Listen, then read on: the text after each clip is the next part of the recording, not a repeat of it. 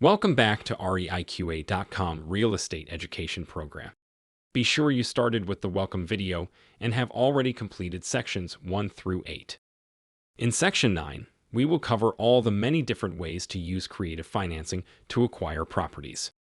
Please subscribe to our channel, like this video, and ask any follow-up questions in the group. Our experienced investors will respond throughout their days to help you. Check out our website at REIQA.com and the links in the description below for more real estate help, tools, and resources. Now, let's begin section 9. Creative financing, also known as seller financing or owner carry, is one of the best strategies to help grow your real estate portfolio even faster. What is seller financing? Seller financing is a type of real estate agreement that allows the buyer to pay the seller in installment payments rather than using a traditional mortgage from a bank, credit union, or other financial institution. A seller financing agreement functions along similar lines as a mortgage loan, except that it cuts out the middleman and allows the home seller to own and oversee the debt instead of a traditional lender, or it can also be managed by a note servicing company. The first thing you should know about seller financing is you can do almost any terms that you can think of as long as all parties agree, and it's within the limits of the federal, state, and local laws. Yes, there are laws that you must follow. Especially if seller financing to owner-occupant buyers, you must comply with Dodd-Frank and state usury interest laws. There's less laws when selling on terms to an investor, or when you buy on terms as an investor. If a seller is willing to sell on terms, get creative to make the numbers work for both parties, then write up the deal. If you can dream it, I've probably experienced a similar deal. Everything from zero interest to interest only, to balloon payoffs from 90 days to 10 years, or fully amortized from between 15 to 40 years. Yes, seller finance deals can be wholesaled or assigned, as long as there's nothing in the contract prohibiting assigning. But you should try to negotiate good enough terms that you can keep the deal yourself.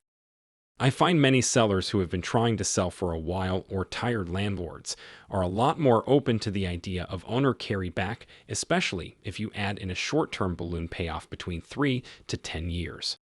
Always know your numbers and what you can do before making the first cash offer to sellers. The worst thing you can do is sound unknowledgeable and unconfident. Even when I can pay cash for a property, I always offer an owner carry-back offer. Note, when possible, you always want to control the deed on every deal you do. If buying, you want to do owner carry-back. If selling, you want to do a land contract or contract for deed.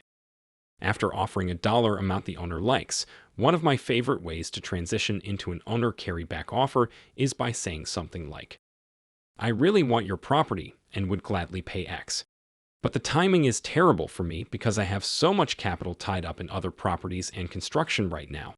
Would you consider carrying part of it short term until I can free up more capital to pay you the balance?" Sometimes a loan from your bank isn't going to meet your needs. Let's cover the top creative financing techniques to get your creative financing wheels turning. First, there's loans from family and friends. Again, tap into your circle of trust. You never know who may be willing to invest with you in the form of personal loans. Next would be interest-only loans. This allows you to make smaller, interest-only payments at first, leaving more money for renovations. When you sell the property for a profit, you can pay off the loan in full, having paid only a small amount of interest. Sometimes you can even negotiate interest-only deals throughout the entire loan if you make the offer. Third would be seller carryback. The seller of the property agrees to finance the property outright. They transfer the title to you in exchange for a promissory note and deed of trust for the full purchase price of the property. Next is seller second mortgages. If the buyer can obtain a loan, but not for the full price of the property, sometimes a seller second mortgage is used. In this case, the bank mortgage pays the seller for the bulk of the amount owed, and the seller carries the balance remaining as a second position mortgage. Next is contract for deed, or known as land contracts in some states. With a contract for deed or land contract, the seller retains title to the property until the mortgage has been paid in full. Next, there's private mortgages, which work like bank mortgages, but the lender can follow different guidelines for lending. Interest rates are often higher, but this creative mortgage technique allows more borrowers to qualify for a loan. Lease options are another way and allows the buyer to rent the property for a period of time, with an option to purchase the property before the period expires. If selling on a lease option, I would not advise you to apply any of the lease funds towards the payoff, or you may end up having to foreclose rather than evict in the event of the tenant buyer defaulting. Another option is short sales. When a seller markets the property for less than the amount owed against it, and the lien holder agrees to accept that amount as payment in full. This can be an option for pre-foreclosures. You do have to go through a broker or agent who's approved to do short sales. The final way is subject to or assume payments. Subject to, also known as sub-to, should only be used by experienced investors who are also positioned to pay for the home other ways and are only using it as an additional leverage tool. A good rule of thumb, if you cannot afford to pay the payments yourself for at least 6 months, plus cover the utilities, repairs, and court cost, even if you do not have a tenant, you should not be doing subject to.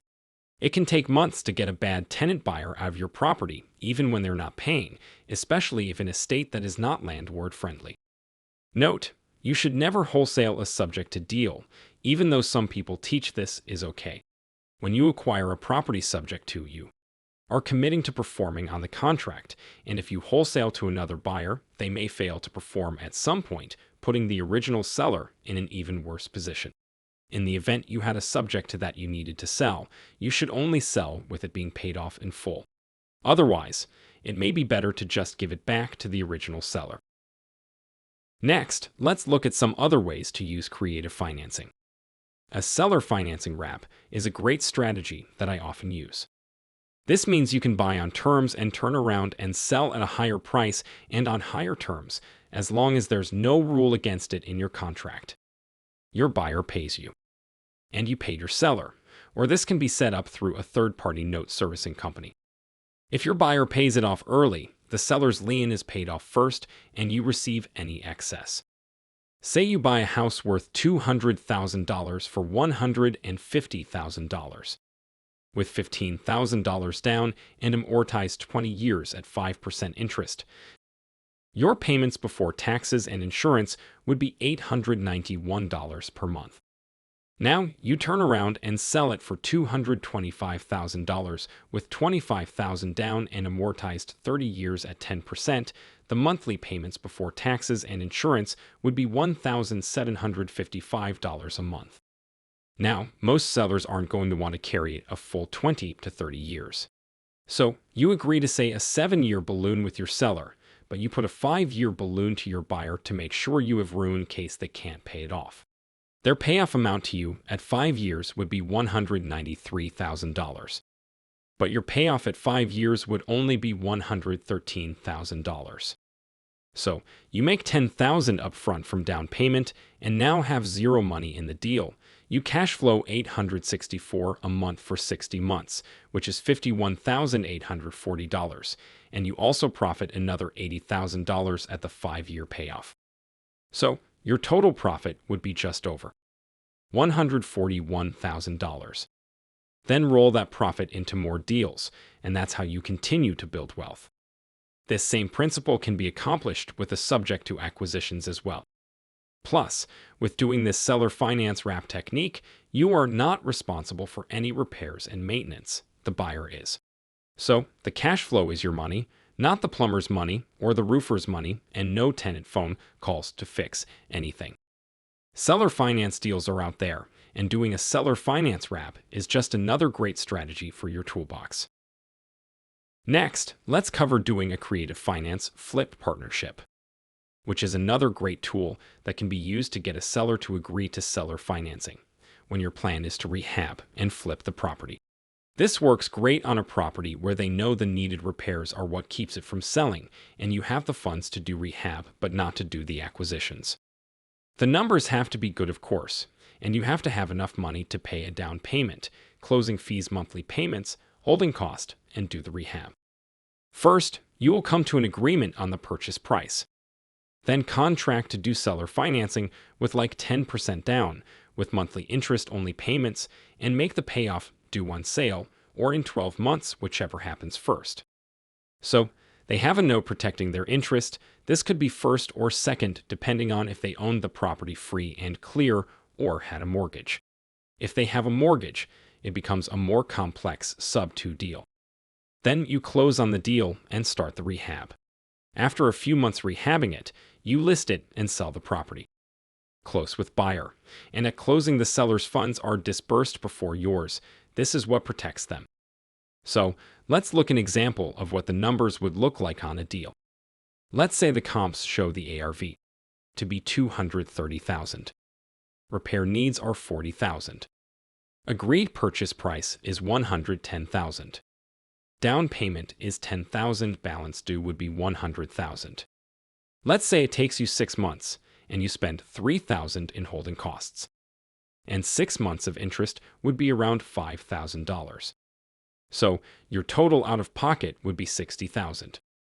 $10,000 down payment plus $2,000 closing costs plus $40,000 in rehab, $3,000 in holding costs, and $5,000 in interest payments.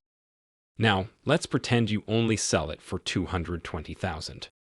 The seller's cut is $100,000 and yours is $120,000 minus all your expenses. So, your total profit would be around $50,000. These deals are out there, you just have to make the offers.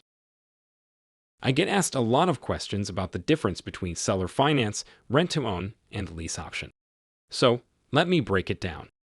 Rent-to-own is a vague term that covers a number of different techniques, including lease option, lease purchase, and even land contracts or contract for deed. Technically, a land contract is not rent-to-own, but some companies promote rent-to-own when they're actually using land contracts. Which one is better all depends on your role, buyer, or seller. Here's a real quick breakdown.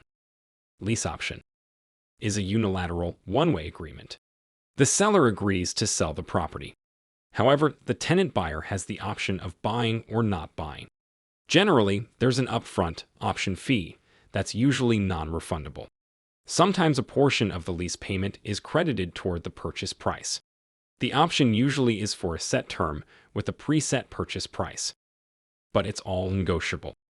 At the end of the option term, the tenant buyer has the right, but not the obligation, to purchase the property for the previously agreed price.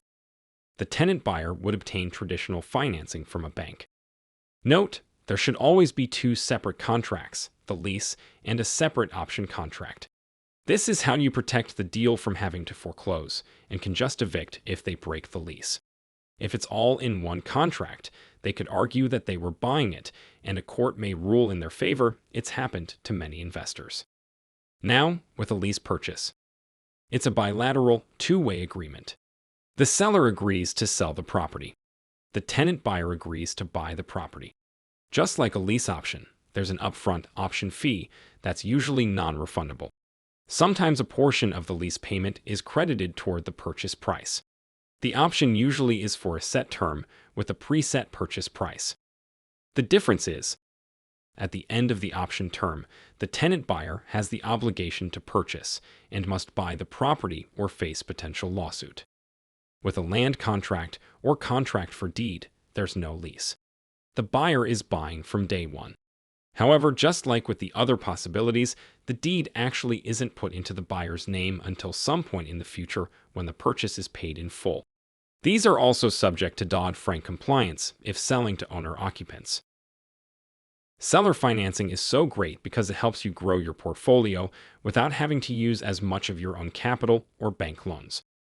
If a seller is willing to sell on terms, get creative to make the numbers work for both parties, then write up the deal.